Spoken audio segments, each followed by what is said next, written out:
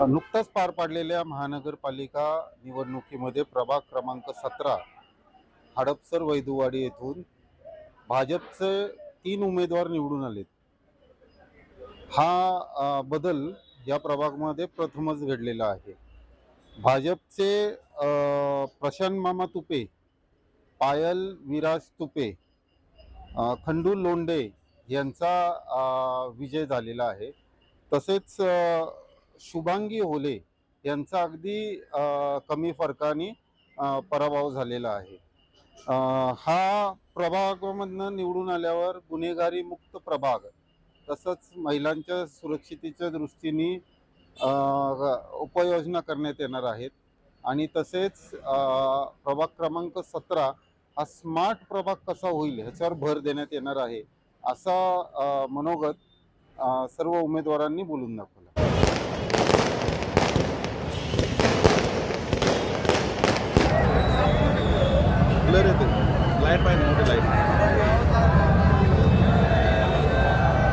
नमस्कार, मी प्रशांत मामा तुपे, प्रभाग क्रमांक 17 मधून मी उमेदवार होतो आणि माझ्याबरोबर शुभांगी किरण होले, पायल विराज तुपे आणि खंडू लोंढे 4 जण आम्ही उमेदवार होतो। एक आमचं दुर्भाग्य असे आमच्यातले एक उमेदवार शुभांगी ताईला थोडं अपयश पत्करावं लागलं। काही असं हरकत नाही आहे, हा जनतेचा कौल आहे, पण शुभांगी ताई आमच्या बरोबरच राहणार आहेत। आम्ही आता इथून पुढच्या काळामध्ये आम्ही 4 जण एक प्रामाणिकपणे सर्व जनतेची सेवा करणार आहोत। जरी ताईंना अपयश आलं तरी आम्ही त्यांच्यावर खामटोकपणे उभा आहोत आणि त्यांना घेऊनच पुढील कामाचं आम्ही कामं करणार आहोत। यानंतर आमचा प्रभाग हा कसा चांगल्या प्रकारे होईल, सुंदर प्रभाग, स्वच्छ प्रभाग, भयमुक्त प्रभाग आणि जसं पुण्याच्या धर्तीवर हडपसर प्रभाग क्रमांक 17 हा अतिशय एक नावाजलेला प्रभाग, स्वच्छ प्रभाग, सुंदर प्रभाग आणि तिथं एक वेगळ्या प्रकारच्या सगळ्या डेव्हलपमेंट असतील, काही गोष्टी पूर्वीच्या लोकांकडून करायच्या राहिल्या असतील त्या आम्ही त्यांच्याही योजना पुढे नेऊन अतिशय गतिमान पद्धतीने त्यांना चालना देऊन त्या पूर्ण करणार आहोत। लोकांच्या गरजा आणि लोकांच्या समस्या या आम्हाला या 15-20 दिवसात ज्ञात झालं की मी असेल, पायल असेल, शुभांगी असेल आणि खंडू असेल, आम्ही सर्वजण आमच्या पॅनलमधले आम्ही ते पुढील कार्यवाही करणार आहोत। आणि मी जनतेला एवढंच सांगतो, तुम्ही जे आमच्यावर प्रेम दाखवलं, आमच्यावर जो विश्वास टाकला त्याबद्दल मी तुमच्या सगळ्यांचे धन्यवाद आणि आभार मानतो। कालावधीनंतर तुमच्या प्रभागामध्ये बदल घडले, म्हणजे पूर्ण राजकारणच नवीन आता सुरुवात झाली, त्याबद्दल काय सांगता? नक्कीच मी गेले 20 वर्ष म्हणजे 20-25 वर्ष मी ज्या गोष्टीची वाट पाहत होतो त्या भागातील विकास चांगल्या प्रकारे व्हावा, बदल घडावा, मी असं म्हणणार नाही। पूर्वीच्या लोकांनी काम केलं आहे, पण त्यांना गती मिळायला पाहिजे, त्याच्या काय डेव्हलपमेंट असतील त्यांच्या कुवतीप्रमाणे त्यांनी केलं। पण आम्ही एक नवीन व्हिजन घेऊन आलो आपल्यासमोर, एक व्हिजनरी करणार आहोत।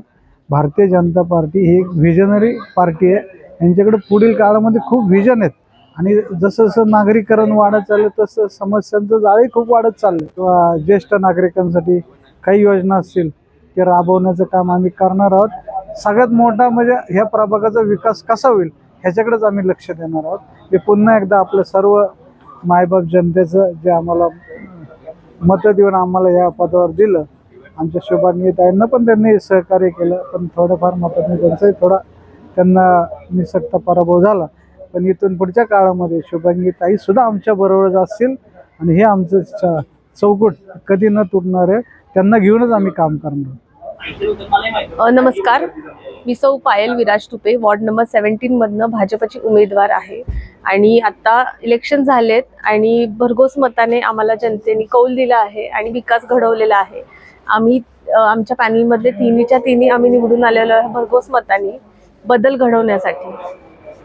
काय विजन म्हणून लोकांसमोर गेला आणि कशा प्रकारे काम करणार?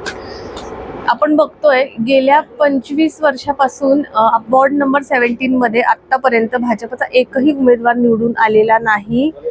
जे सत्ता होती ज्यांची, आता मी कोणावर टीका करत नाही, पण ज्यांची सत्ता होती, जे होते सत्तेत दरवर्षी प्रत्येक टर्ममध्ये निवडून येत होते, प्रत्येक टर्म 5-5 वर्ष त्यांनी कामं केलेली नाही आहेत आणि आपला हा प्रभाग नंबर 17 खूप मागे पडलेला आहे.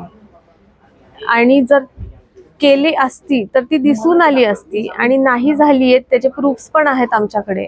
आणि हीच रखडलेली कामं आम्ही कशी आम्हाला मार्गी लावायची आहेत त्याच्याकडे आमचं लक्ष राहणार आहे. आणि ती मार्गी लावून बाकीच्या डेव्हलपमेंटकडे सुद्धा आम्हाला लक्ष द्यायचं आहे.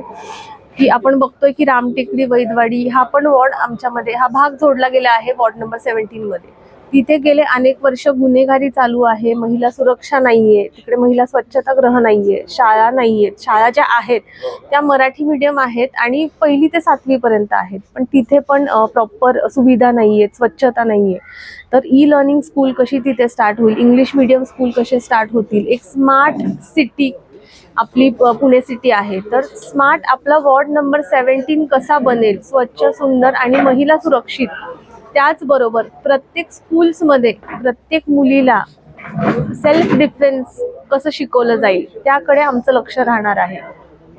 तुम्ही जे स्मार्ट Yes. वॉर्ड म्हणूया आपण, स्मार्ट वॉर्ड Yes. त्यात काय काय आता स्मार्ट वॉर्डमध्ये आमच्या एकतर वॉर्डमध्ये गेले अनेक वर्ष काहीही कामं झालेली नाही आहेत. मूलभूत समस्यांमध्ये आम्ही अडकलोय.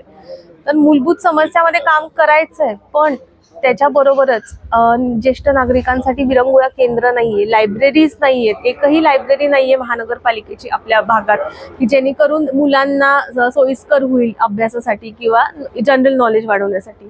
तर ते सुद्धा आम्हाला बनवायचं आहे लवकरात लवकर. मुलांसाठी गार्डन्स नाहीयेत, त्यामुळे मुलं मोबाईलमध्ये अडकली आहेत. त्यांचं जे फ्युचर जनरेशन आहे ते खूप एका घातक दिशेला जात आहे. आणि जे यंग जनरेशन आहे त्यांना बेरोजगारी खूप वाढलेली आहे, त्यामुळे अनेक व्यसनांकडे ते वाटचाल त्यांची चालू झालेली आहे. तर ते कसं बंद होईल, लवकरात लवकर बेरोजगार कसा सुटेल, महिलांना, प्रत्येक महिलेला काम करायची इच्छा आहे पण घरी लहान मुलं आहेत, वृद्ध ज्येष्ठ नागरिक आहेत, त्याच्यामुळे त्यांना बाहेर पडता येत नाही. तर घर बसल्या त्यांना कसं रोजगार मिळेल आणि त्यातून त्या कशा वर येतील ह्याकडेच आमचं लक्ष राहणार आहे. त्याचबरोबर आता आम्ही एक ॲप लॉन्च करणार आहे आमचं.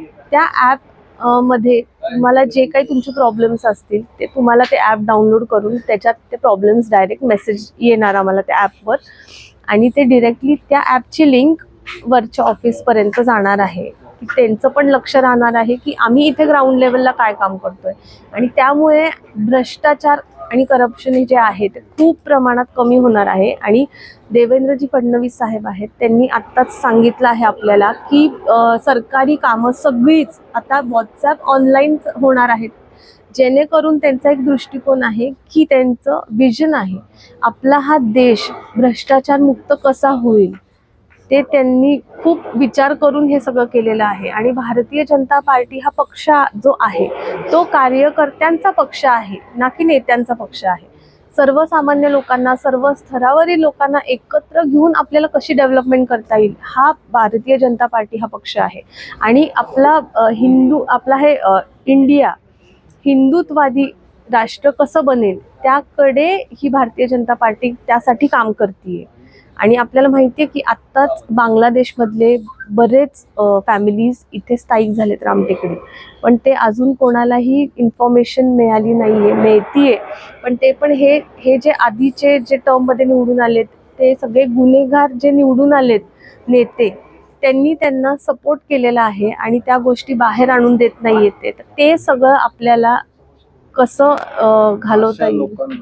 येस बेकायदेशीरपणे येस त्यांना तुम्ही काय इशारा देता? त्यांना मी एकच इशारा देईन की इथून मागे जे तुम्ही निवडून दिले होते नेते त्यांना पोचलंय, पण आता तुमची परत फिरण्याची वेळ आलेली आहे. तुम्ही लवकरात लवकर इकडून जावा, नाहीतर आम्हाला कसं तुम्हाला घालवता येणार आहे हे आम्हाला चांगलंच माहिती आहे. तर आम्ही तुमच्यापर्यंत पोचण्याआधी तुम्ही लवकरात लवकर जर बाहेर पडले तर तुमच्यासाठी ते जास्त चांगलं होईल. जनतानी हे दाखवून दिलेलं आहे की जनता जागरूक झालेली आहे. जरी 100% लोक शिकलेली नाही आहेत आपल्या वॉर्डमध्ये, तरी सुद्धा ते हुशार झालेले आहेत. कुठल्याही आमिषाला ते बळी पडले नाही. त्यांनी योग्य उमेदवार निवडून दिले. त्यांना आपल्या भागाची प्रगती करायची आहे, त्यासाठी योग्य उमेदवार त्यांनी निवडलेत. त्यांनी दाखवून दिलंय की सामान्य जनता मतदार राजा आहेत आणि हे सिद्ध झाले.